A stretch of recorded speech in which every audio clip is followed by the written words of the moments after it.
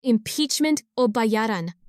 Tangina, kahit mag-plenary vote pa ang House, alam naman natin lahat na pera-pera lang ang kalawan dito. Tama si Fiona. Kahit makuha pa yung one-third vote sa House against Sara Duterte, malabong may mangyari sa Senado dahil lahat sila korap naman. Kalma lang kayo. Baka naman sinusunod lang nila yung tamang proseso para lumapas ang katotohanan.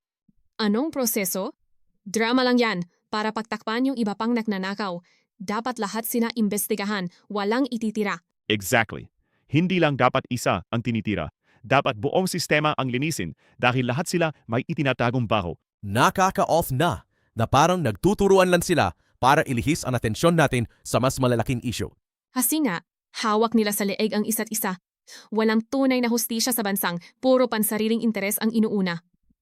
Kailangan ng 2/3 ng Senate para makonvict si VP Sara. Pero sa bansang to, mas mahalaga ang suhol kaysa sa kaban ng bayan. Pero alam nyo, hindi na to tungkol sa kung sino ang pro-government o sino ang oposisyon eh. Correct. Burahin nyo na yung mga kulay na yan, pula, pink o berde, dahil pare-pareho lang silang lahat na niloloko tayo. Pilipino tayong lahat na apektado ng korupsyon. Kaya dapat nagkakaisa tayong manindigan para sa tunay na investigasyon ng lahat. Panahon na parang unahin ang kapakanan ng bawat mamamayan kaysa sa mga pangalan at apelyido ng mga politikong yan. Kaya tatanungin namin kayo, ito ba ang klaseng gobyerno na gusto nyo para sa kinabukasan nyo?